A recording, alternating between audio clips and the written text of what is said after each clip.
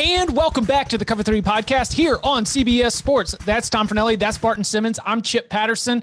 We got a lot to get to today. We have first, there are the Shane Beamer press conference is going on right now. Barton Simmons, I apologize. I think our listeners need to know that was your number one priority, right, because everyone, loyal listeners know, nobody throws themselves at opening press conferences for head coaches quite like Barton Simmons. We rank them at the end of the coaching carousel by press conference when we discuss the hires here on the Cover 3 podcast. So we got a lot to get to. The coaching carousel talk, a little Texas, a little Matt Campbell, some early line look ahead. But your initial, we've gotten a couple hype videos, we've gotten a couple sound bites and sound clips. What have been your initial gleanings now that the Shane Beamer era, I guess when we discussed it on Saturday night, was still just reported at that point? And now we've got official press conferences on Monday, announcement on Sunday. Are you feeling any different than you did with your in the moment reaction on the show? No, I mean, again, I think the Shane Beamer thing is you have to have blind faith.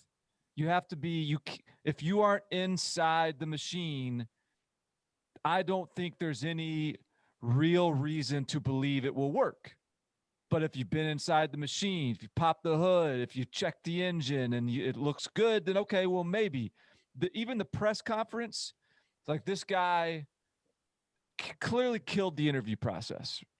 And so the press conference, all right, he should blow me away. He was polished. I mean, he didn't stutter. He was articulate, but I didn't hear anything that wasn't just standard press conference 101. So I am still not there, but again, I am very open to this being a great hire given the things he laid out for his administration. And when your players like you, that's got to count for something. And I guess his players liked him. So he, as far as you know, to this point, he has not remarked about how hot his wife is and how that proves he can recruit yet. Nothing too soundbite-ish. I will say this though. It is sort of funny. Like, I don't know, take this for what it's for like, I don't know what to glean from this, or if there's too much to glean from it or not. But I mean, everybody that was asking him questions were like, "Hey Shane, good to have you back, man. It's been a long time since them, days in high school." Like, it's just all these like, "Hey," and he was, "Oh man, yeah, it's great to see you again." And all this, like, it's a homecoming of sorts. There's no question about that. So whether that's a good thing, whether that maybe is a overblown reason to hire somebody, I don't know. But he's got everybody on his side. If they're not coming in with a personal connection with Shane Beamer, of which he seems to have many, many friends in the media, and if they're not coming to him with like old school South Carolina ties, they're at least coming to him as Frank's son. Like I saw that one. It was like, "Hey, so you think we can get our own brand of Beamer ball going on down here?" Like. Yeah, there was one question where it was like this long preamble of, every time I walk into a room and saw Frank, like he had a presence about him, and man, he was special, and tell me how he was special. It's like, okay. Talk about my dad. Talk about you talk about your dad for us. But I tell you, look, I think that this is a lesson. This is a lesson, a life lesson for all of us, because if it's almost like a better life lesson if he fails than if he succeeds. The life lesson is be nice to people. Be a person that people want to root for. I'm being serious. I know. Yeah. If he's out of this thing in 3 years and he just spent 3 years getting paid $3.5 million for a job that maybe he's underqualified for, then he basically got that job because a lot of people like him and a lot of people are rooting for him. And that engenders some level of belief. And again, maybe he is qualified for it. Maybe he will hit a home run, and in which case he still got the job because people root for him, people believe in him, people gave him a benefit of the doubt. And so be nice to people, I think, is better than the alternative. South Carolina was one of the jobs that was sort of on the top of my mind today, but it wasn't because of the hire of Shane Beamer, because we had Louisville coach Scott Satterfield coming to the mic. And his intentions at this weekly press conference really was to start out and like address the elephant in the room, talk about some of the reporting, back up some of his comments. I believe it was the Courier Journal had some of his initial comments about having a conversation with South Carolina, closer to family than where he's at. And it was a very 2020 social media coverage moment where one of his comments was sort of cut down to fit in 280 characters. And the way it appeared there was as such. Satterfield talking about balancing commitments and how players and coaches are different. Says players are there and don't have family. Coaches have families to consider. Players have to be, quote, all in. Coaches have a career to consider. Boy, that sounds terrible. That's not good. So because we've already gone through, because then there's a lot of response to that, as you might imagine. So we do have the actual audio. And so before we dive into the comments, I think it's important that we present them as they were delivered by Scott Satterfield.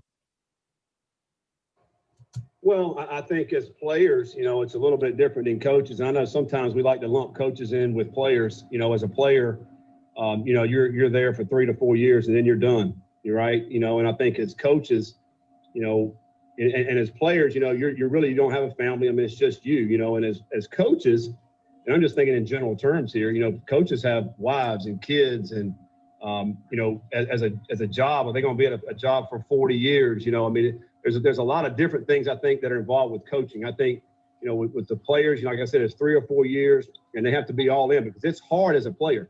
It's hard as a player to go to class, to get up and go to meetings, go weight training, to go practice, come back and study, all the things they have to do. Oh, and by the way, then go perform on a game day. I mean, it's just a lot of things that a player has to do that I think, that are pulling at there's so many different avenues that are pulling at them. So you have to be all in with it, and I think as coaches, a little bit different. As I mentioned, I mean, you got a career in the coaching. So, by the way, that little like burp hiccup after he was done listing all the things the players had to do felt like it was almost his subconscious being like, yeah, these players do have it really hard. With full context played out, I will say it sounds better than it read. And I will say that he's not the kernel of his truth of what he's trying to say. I think that I would agree with, at least with the idea that it's a very different perspective on your relationship with the university from the player's side and the coach's side in terms of how long you were going to be there and the many different factors that go into your decision-making. But boy, right after this weekend and the way things went down with that South Carolina interview, that was not what Louisville fans wanted to hear out of Monday's press conference. Yeah, it's like to go through the flirtation and then your first words afterwards are basically like, well, we're not that committed to the school, not like the players are. First of all, some players do have families, by the way, Scott. I'm not just talking about their parents. Some of them do have wives and children, but I think that the comments portrayed on social media looked a lot worse than they are. That said, I still don't think that what he said was a very good or smart thing to be saying. And I like along the lines of what you're saying, because they're already mad at him. And I feel like no matter what he'd come out and said, Louisville fans were probably still going to be mad at him unless he came out. Is it a lose-lose situation dealing with this fan base?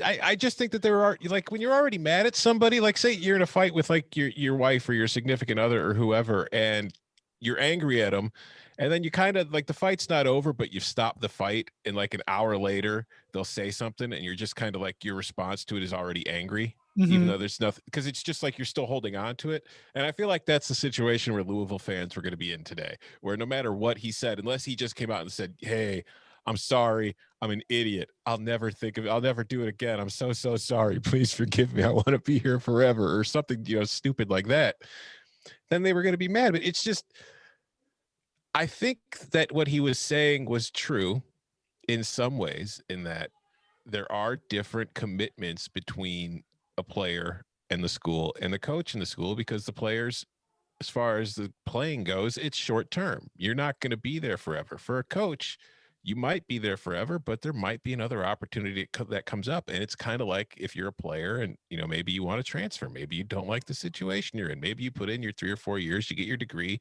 and then another school comes calling and, hey, okay, well, I still love this place, but I'm going to go try something new.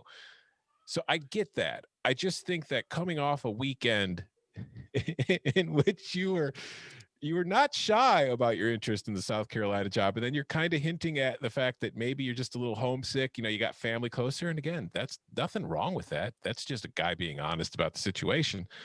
But to come off of that and then to be in this press conference saying that, basically just doubling down on the fact that, well, yeah, I'm not that committed to being here.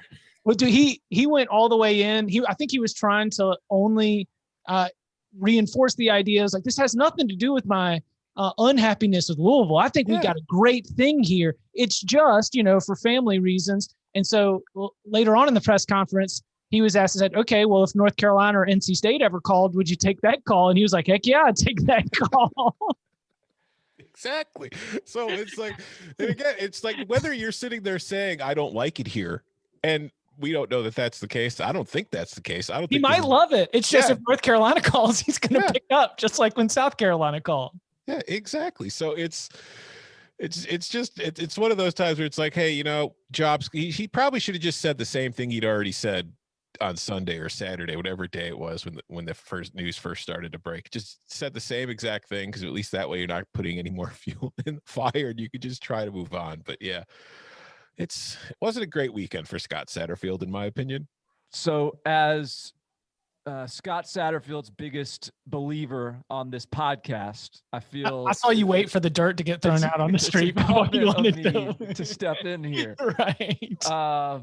First of all, I still think Scott Satterfield is a really good coach, but this is a really good illustration of why communication skills are so important at the head coach position, because what we saw today in that press conference has nothing to do with X's and O's, has nothing to do with the pregame speech, but it has everything to do with continuing to facilitate buy-in, not only from the fans, but from the players, and having everyone continue to pull in the right direction. So it was a clumsy performance. It was a clumsy performance by Scott Satterfield in that press conference. And by the way, like in that long sort of meandering answer, did you guys kind of catch that at the probably, 10 seconds into it, he was sort of like, oh, hell, where did I start here? How am I going to talk my way out of this? I don't think I should have gone here. But I think that gets to sort of my defense, like my half-hearted defense of Scott Satterfield here would be this. I think his heart in this press conference performance, his heart was actually in the right place. He was trying to answer questions with some level of honesty. Mm-hmm. And so like kind of like be vulnerable a little bit, and like, all right, you know what, like this is the reality, guys, like this is the truth, and I'm being honest with you, and yada yada. If he was a less sincere person, he would have just lied, and he would have just been like, this was I don't know, he made some excuse for the call, some excuse for the interview, and he would have said, this is where I want to be forever. This is my place. I've bought a house here. I love it. The Kentucky Derby was sick 2 years ago. Like, this is my home. But he didn't do that. He was like, I don't know. Like, if North Carolina State calls, like, mom lives down the road, I'd probably take it. So at Louisville, we've got Scott Satterfield, who's probably being too honest for his own good. And we've had Bobby Petrino, who would just sit there and lie straight to your face. So the key is that Louisville, if they need a new coach sometime soon, I don't know, maybe they will, they need to find somebody in the middle, somebody who will be honest while lying. See, that was the other thing I wanted to make sure that we brought up, is we're dealing with a vulnerable fan base. And yes. From the relationship side of it, like you painted earlier, Tom, this is somebody who's been hurt. Like, this is somebody who, like, we need to have a lot of forgiveness when they react poorly to this, because they have a lot of reasons to feel like, what is happening? Why is this happening to us again? I mean, so much so that like the athletic director said in his statement on Sunday that he's like, I understand our fan base being wary of, like coaches in situations doing like this, and I can relate to it. I was like, man, when the AD's putting that in his official statement, it's like Bobby hurt him bad. Well, and it's just so funny to think that Scott Satterfield engaged in this whole charade, and he never had a chance to get beat Shane Beamer because he wasn't going to beat Shane Beamer. Isn't that just a weird situation? Maybe. No, never mind. All right. From the job that just got filled to the one we are not sure if it's going to be open or not, the Texas Longhorns put a 60 burger on the board. Bijan Robinson, more than 200 all-purpose yards, and Horns 2 for 7 is reporting Texas's flirtation with Urban Meyer appears over.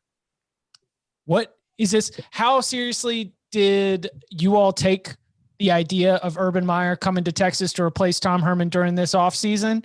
And if, as Horns 24/7 is reporting, the flirtation with Urban Meyer appears to be over, then what are the next steps, which include one path, which is don't fire Tom Herman this offseason? I mean, I had fun kind of like putting it out there as a theory. I mean, because if Urban Meyer is going to come back to coaching, we've discussed it. It's not going to be for some, mid-level program. It's going to be in a program where he feels like he can go in there and he could turn things around and win a national title pretty quickly. And there are few of those jobs that I think that's something he's capable of doing anywhere. And I think Texas is one of those jobs where you can do that. It's just, I would say for fun, I was at about 50% pushing the idea of it happening, but as far as expecting it to happen and expecting there to be interest in it, I'd probably say I was at like 15% max, thinking that it was an actual possibility. Yeah, I was more like 40. I was starting to believe a little bit, a little more faith maybe. You're a little too close to some 24/7 sports message boards. That's what the problem is. That's right. I think I would like this is the weird thing, and I've sort of said this at other places. It just doesn't feel like a good blue blood blockbuster candidate pool. Feels like a really good. If you're Vanderbilt, if you're South Carolina, if you're a Group of 5, if you are a Illinois, I think there's a lot of really good candidates that are available in this cycle. If you are Texas, I don't know. It's unless you think like Matt Campbell is the guy. James Franklin would typically be a candidate for these sort of jobs, but he's not having the year that makes him really a guy that people are going to be excited about. I guess Steve Sarkisian, but like that's not exactly a bulletproof resume. This is a really interesting year, and I just think if you're Texas, why take that risk? They're actually playing pretty well right now. They're playing. They played really well against Kansas State. Yeah, they're playing better than they were at the beginning of the season. Okay, I'll give that for sure. I still think that those names, even if they don't lack the pop now, I think that James Franklin. I can envision James Franklin succeeding at Texas. But do you think James Franklin would leave Penn State for Texas? I think that any coach, particularly as they're in a tough season, would be tempted with the possibility of like restarting their clock, getting a fresh shot clock. So and particularly a place like Texas with all the resources at your disposal, I get it that it's a little bit of a, I can't remember what the euphemism is that I'm looking for, but like it almost like heightens the expectations. And so it makes it maybe unrealistic. And like there's that element. But I would imagine that a coach like James Franklin with the strengths of James Franklin would be tempted by an opportunity like that. I'm surprised James Franklin hasn't had like a Satterfield press conference because he misses his family too. They're not even living with him. That's what I'm saying. What? Where is James going to have one of those press conferences soon? It's like if they lose this weekend, he's like, listen, if whatever job near where my wife is right now comes calling, I'll answer the phone. FIU. Let's go. FIU. We've been telling you about it all season long, and it's still going to be going. It is the College Football Pick'em Challenge. You can get in for free, and you will have a chance to win the $1,000 weekly cash prize. You can enter on your own, or you could start up a group to compete against friends or coworkers. The way you do it is at cbssports.com/college. Again, that is cbssports.com/college to enter the cbssports.com College Football Pick'em Challenge. It's the biggest games on Saturday. You pick them against the spread. You turn in your card, and you are going to go up against others for that $1,000 weekly prize. Again, it's very easy. Starts on Tuesday. Today's Monday afternoon. On Tuesday, you can get in there. You can see the games. You can go ahead and make your pick. But you've got until noon on Saturday to go ahead and get them in. And we will be talking about many of those games on the Locks episode and even a little bit later on in the early line look ahead, I'm sure. So cbssports.com/college. That is the way that you can get in for your shot to win $1,000 weekly prize. Coming up on the other side, a question for 12 schools. Do you want Matt Campbell? Next. Okay. New rankings came out. I want to ask which one is more impressive. Iowa State hasn't been in the top 10 since 1992, or Indiana, last time it was ranked this highly was in 1969. Nice. Who's experiencing more like program changing success? Who's going to hang a AFC South Division champion banner in the stadium after this year? Because neither one of these teams are going to the college football playoff, more than likely. So you're asking me which one's more likely to sustain it? Yes. Iowa State. It's going to be really hard for Indiana to sustain this because this is a year in which Penn State's got 2 wins and Michigan has 2 wins. How many times in the future are we going to see Michigan and Penn State finishing with 2 wins? That's a very, very fair point. Yeah. So, I mean, if you're an Indiana fan, listen, it's thrill. And the program is like this year, it's in where it is, where it's not expected, but it's not like this has come out of nowhere because Indiana was good last year too. It's just, it was in the same division as Ohio State, Michigan, and Penn State. So there was a clear pecking order of how high it could get. And it was like I said, before the Big Ten season started, if Indiana were in the Big Ten West, it might've been, it would have been right there with Wisconsin as my pick to be the team to win the division. But I just don't think going forward, unless Tom Allen starts recruiting at a level that I don't even know that Indiana basketball recruits at anymore. I just don't see them being able to keep being a top 10 team year in and year out, playing the kind of schedule that they're going to have to play. So Iowa State, I think that path is much more open for them. Of course, Matt Campbell will probably be at Michigan anywhere next year, right? So then we'll get to find out Tom Allen, Matt Campbell head to head. Yeah, I think that's a really important note, is that if we are assuming Matt Campbell will leave, then I think you have to factor that into some of the sustainability here. Mm-hmm. So with that in mind, I think Indiana is leveling up into something more sustainable. But to be very clear, I think they are leveling up into Kentucky, right? Mm. A team that goes from traditionally afterthought to suddenly a second tier strong opponent within a really good conference. And I think Tom Allen he's in a bit more of a sweet spot to me in terms of, and I'm not saying Tom Allen wouldn't pursue a bigger job if it came along, and I'm sure they will if they continue to play like this. And obviously if they continue to be top 10, but it just feels a little bit like Tom Allen could hang around there and get 8-win seasons at Indiana, whereas Matt Campbell he's closer to being just that first name on everybody's call list as soon as the job comes open. So that was what led me to wanting to play this game. I want to turn the tables. Let's say Matt Campbell calls you and Matt Campbell says, I want to come be your coach. We'll set up a couple of scenarios. So if USC has decided to move on from Clay Helton, Matt Campbell's interested, do you hire Matt Campbell? James Franklin said no. Do you hire Matt Campbell? I'm trying to figure out where because Matt Campbell's name feels real hot, but I want to really. Matt Campbell would go to USC though. Is that? Yeah. Am I allowed to say that? Or is that not the exercise you're trying to? Let's keep playing. So maybe the answer with USC is no. No, I think there's other people we want to talk to. I want to talk to Urban Meyer. I want to talk to James Franklin. Matt Campbell is not like a no-brainer. He's interested. Let's hire him.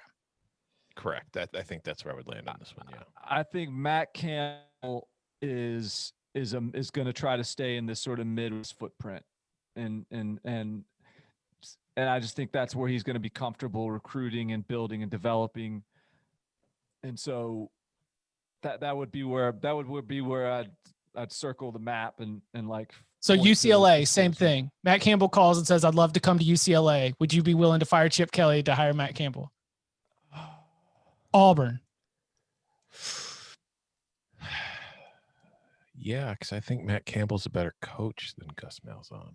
Tennessee. Matt Campbell calls Fulmer and says, "If you want to move on from Pruitt, I'm coming." Yeah, because I think Tennessee, it's not quite the same, but I do think Tennessee kind of falls into that, like what Barton just mentioned with the quote unquote Midwest footprint that I think Campbell's comfortable with. I think Knoxville is close enough to that where I think that he would be happy still with being able. I think you could recruit in Ohio pretty well still from Tennessee, and then he could still, dip into the Southeast as far as being in the SEC and having to do that. So yeah, I think if Tennessee could get Matt Campbell, I would do it. Just this is another situation where I don't know how attractive Tennessee would be to Matt Campbell. I think Matt Campbell at Auburn would be amazing. I think he'd do a great job there. I bet you that's another job he wouldn't take. Not that I don't think that he thinks it's a good enough job. And again, this is just sort of my suspicion here is that the way he built it he's a D3 guy from Mount Union and Toledo and now Iowa State.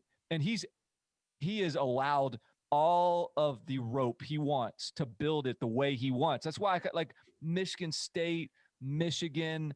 I mean, and I know Michigan is like, they don't think of themselves as sort of this, you can do however you want type of programs, but look, I mean, they're hanging around with Jim Harbaugh. I think if you get down there to Auburn, then all of a sudden people are like, chirping at you about recruiting rankings and, you can't do it in such an incremental, I don't want to say stress-free, but like a more flexible way. You're much more confined to, hey, results now, recruiting now, make it happen, or else. I mean, Saban came from Michigan State. We're talking about the GOAT here, but he's Kent State, Michigan State, Cleveland Browns on the way in, just totally changes the game. I'm not calling Matt Campbell the next Nick Saban, but I'm not calling him the next Nick Saban. All right. So two that are tied to the NFL. Let's say either the NFL calls or after going to the college football playoff, Brian Kelly's like, all right, I'm good. Notre Dame, do you want Matt Campbell? Yes. Over as one of your top picks? Yes. Yeah, I think that would be a good fit. Yeah. Oklahoma, Lincoln Riley gets called, goes to the NFL. Would you hire the guy that's beaten you, Matt Campbell? Beaten him twice. That's an interesting one. I mean, if I'm Oklahoma, I'm definitely approaching Matt Campbell, and I'm not going to sit here and say like Matt Campbell wouldn't go to Oklahoma. That's an interesting one though. Yeah, I think he'd be interested. Texas. Texas, we talked about this on Saturday night. I think Texas is Matt Campbell's a coach. Texas should definitely be interested in it. I just don't know if that's the kind of job he wants. Okay, 3 left. Iowa.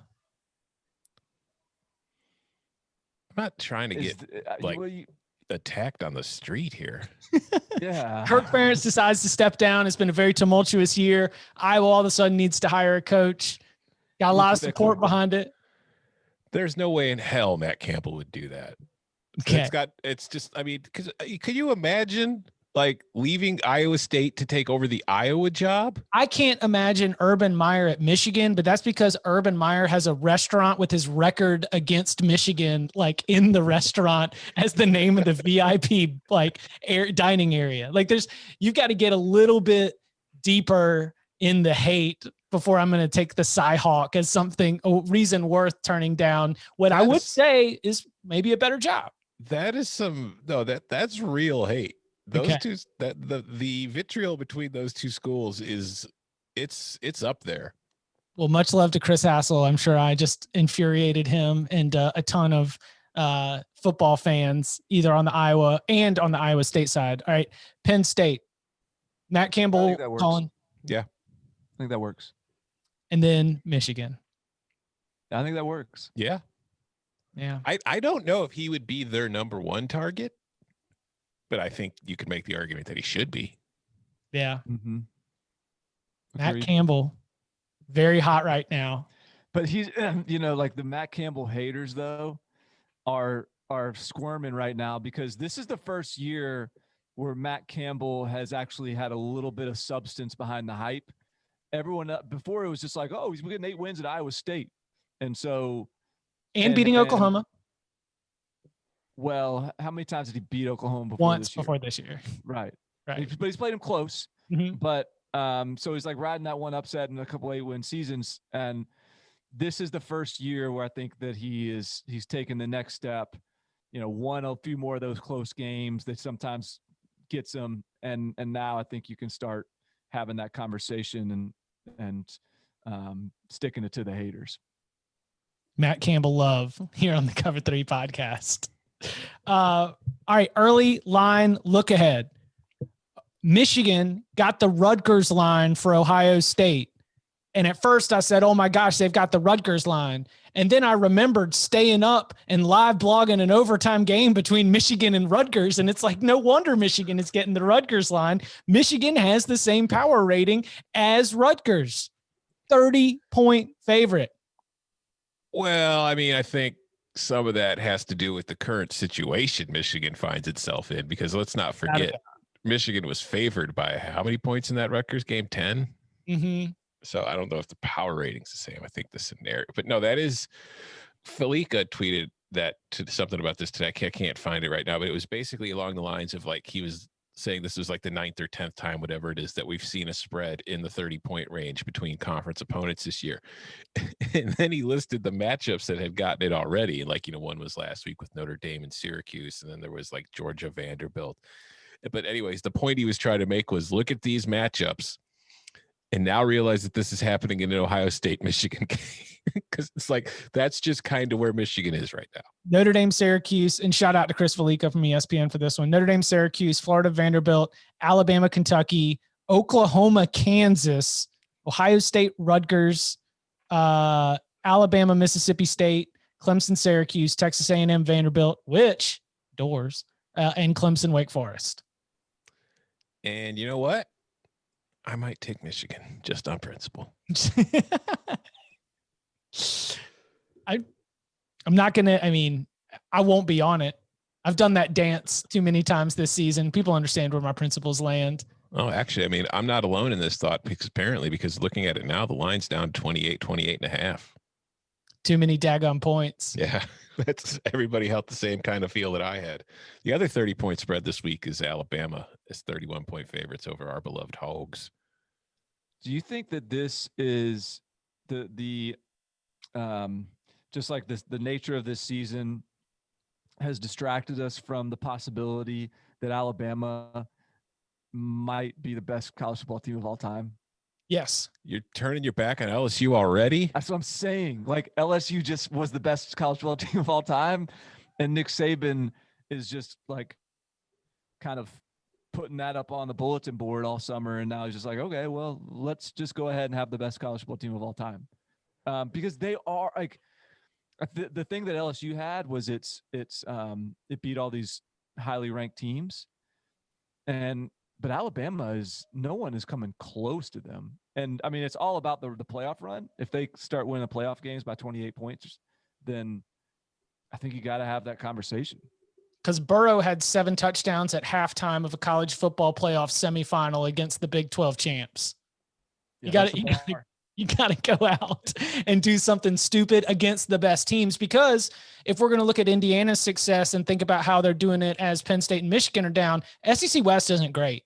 The second best team in the SEC West, we already saw that Alabama is way separate from them, and LSU and Auburn are not close to their better or best forms from what our expectations are.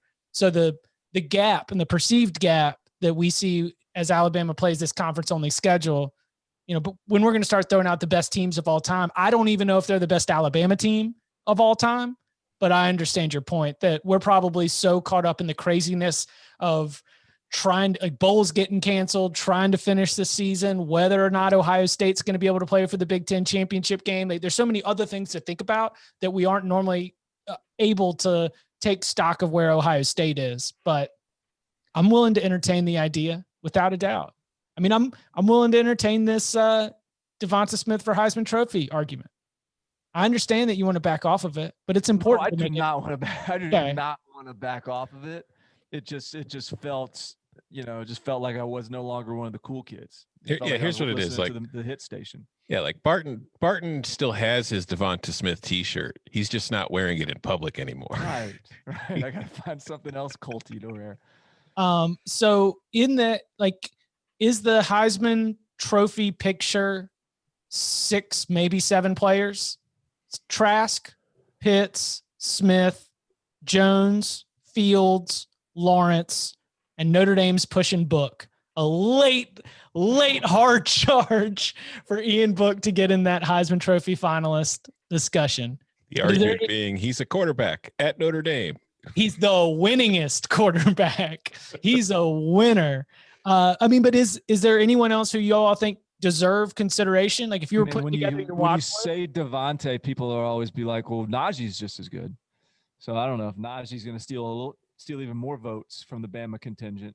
Najee does not overwhelm the viewer watching the college football game. Najee's awesome. Najee is a freak show, but I think just the way Bama beats you, Najee's just more that, like, just punch in the face after you've already gotten, like, totally curb stomped by Devonta Smith.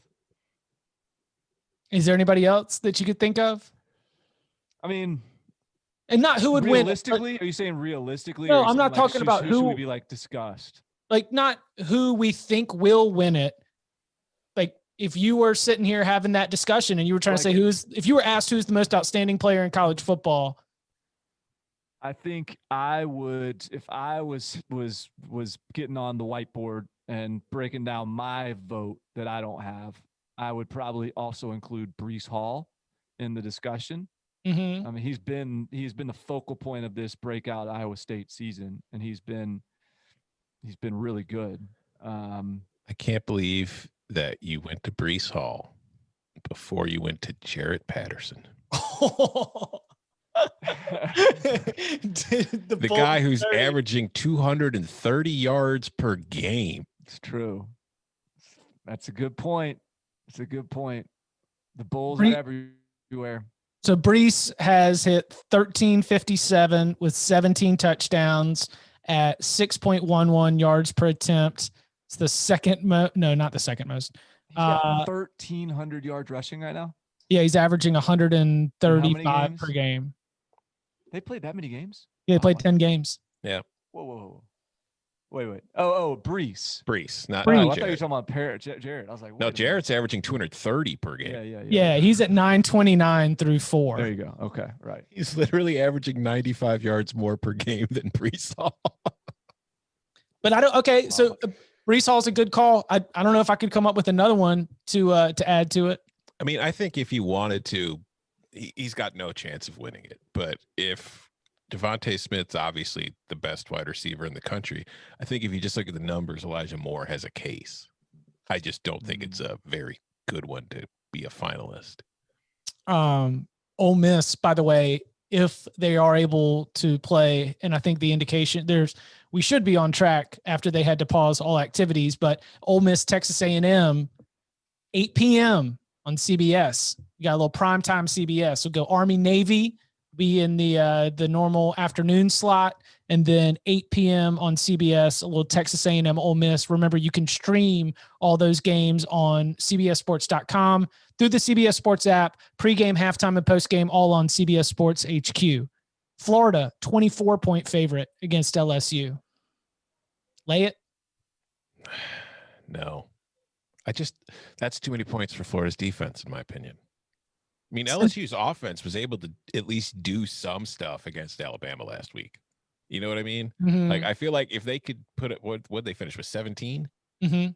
If they could finish with 17 against Alabama, they could get 20 something against Florida, can't they? I am concerned about the general strength, just the seems like it's a car that needs to be taken into the shop. He's just trying to make it a few more miles to be able to make it home. Then we'll get that transaxle checked out here in the off season. There's one line that really stands out to me. I'll get to it in a second. But first, I want to go back to the Army-Navy game that you just mentioned. It'll be on CBS. Service Academy unders. The total is already at 39.5. It opened at 42 at some places. Principle. Oh, I already bet it at 41.5. I'm just saying it's down to 39.5. So if you're listening and you haven't got it yet, you might want to get it quickly, or maybe see if it bounces back up. But the one line I really wanted to talk about, and unfortunately Danny's not here, Florida State is a 4.5 point favorite against Duke on Saturday. Saw that. Are we all on Duke? I mean, Duke, I think I saw Duke has like 11 more turnovers than the worst turnover team in college football other than them. Like they're at 35 on for the season. They've had 35 turnovers lost. And that would make sense that the second place team would be like 24 or 25. Second place is Louisville at 24. They left them in South Carolina with Scott Satterfield's interview. Yeah, like I think Duke is probably a better team than Florida State if it doesn't turn the ball over, but that's a big if this season. They have allowed 160 points in the last 3 games. Here's a fun stat, just looking at this, that I don't know that it means anything, but 4 of the 5 teams that have had the most turnovers lost this year are ACC teams. Duke is the worst. Louisville's second worst. Georgia Tech is third worst. Then there's East Carolina, my beloved Pirates, and then it's Syracuse. Those brutal ACC defenses, I guess. the real meat grinder. Also, USC, UCLA, I think it's going to be fun. Odds makers have it at 4.5 points. UCLA is not bad. UCLA's got a winning record. You kind of wanted to dismiss that win over Cal because it was such stupid circumstances for the game. And you thought at the time, well, Cal's not that bad, but it's like, but UCLA is actually kind of decent. I've watched it a few times. I'm like, hey, this is like maybe in a typical year, this is like an 8-4 team. That bamboo's finally growing. Yeah. Told you guys that bamboo is going to grow at some point. About a year And when late. it does, it's going to be out of control. Are we going to put Northwestern on upset alert because somebody called their shot maybe at the beginning of the season? Maybe it was only 2 weeks into the season. The Northwestern was going to have the Big Ten West locked up, not playing for anything, and Illinois is going to beat them in the rivalry game. It depends. It depends if the Illinois that was there for the first quarter against Iowa shows up, or if it was the Illinois that was there for the last 3 quarters against Iowa shows up. If the first quarter Illinois shows up, oh yeah, give me the Illini straight up. Nelly was all fired up on the text chain about Illinois versus Iowa in that first half. They were kicking their butt in the first quarter. Like they were just dominating them in the trenches, and that was a shock to me. And then it just kind of Iowa figured some things out and took care of it. Two ones that I had flagged. Can we look at Missouri with Georgia coming in town and think that might be a tricky spot for the Bulldogs? I noticed that one too. I mean, yeah, but it was more of a commentary to me on Georgia. Just like, again, that's where we are with Georgia. Like, okay, I mean, don't get me wrong, Missouri's a good team, but I thought like 12 points is sort of I don't know, like it's Auburn over Arkansas kind of level, and like it just feels like this should be in terms of what I would envision. It just feels like Georgia just didn't distance from the pack this year. It just didn't, because we have playoff expectations of them, and because they've got a roster of future pros. Georgia feels like one of those NFL teams that's just playing out the string. It's like out of playoff contention, but they've won like 4 or 5 games. So they're not even tanking to try and compete for a number 1 seed. We're just being pros out here. We're just doing our job, collecting our game checks, trying to play best as we can for our families. Well, that's why it's like this time in the season. I mean, we've addressed this before, but the whole like who's motivated thing. I mean, we're at the point right now where motivation could potentially just absolutely drop off a cliff. I mean, who at LSU for LSU wants to play this weekend? Hell no. No. Speaking of motivation, here's another line for you. We've got Louisville, who's lost Javian Hawkins, whose coach is being a little too honest in press conferences. Ooh. That is currently a 1 to 1.5 point favorite against Wake Forest. Wake. Like, that's money line sprinkle right there, isn't it? Louisville is the Wakey Leaks team. I take Wake Forest against the number every single time that they play. Yeah. Plus Wake stays motivated. Those guys are just increment 1% every day. You would think that they are a service academy with how steady that team is. They just play up tempo. They don't look like a service academy. Maybe it's the black and gold that just gives off those service academy vibes, and the fact that everybody red shirts and everybody has got all this experience to them. Also, fun fact, because this is just off of what I was looking at that turnover stats talking about the ACC. Do you know how many turnovers Wake Forest has this year? Isn't it 1? 1. Yeah. Wow. Yeah. What the hell is that? Yeah. They have a turnover margin, the best turnover margin in the country of 15, and they've only turned it over once. Wow. Yeah.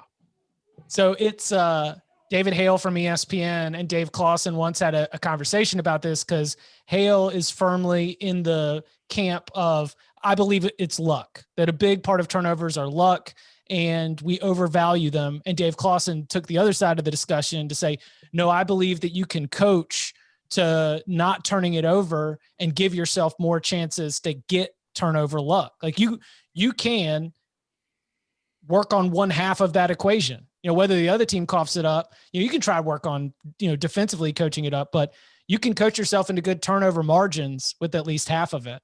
Yeah. I think that like fumble luck is a real thing. Like once the ball's been fumbled, whoever recovers it, that's totally random. That's 50-50. That's different. But I think that taking care of the football or causing turnovers is something that is very much coachable, because I mean, look at Lovie Smith at Illinois, what he's done every single year there, and what he was doing with, before when he was still with the Bears in the NFL. All Lovie Smith's teams everywhere he's been have forced a ton of turnovers because they're coached to turn the ball over. Like you see it when they're playing.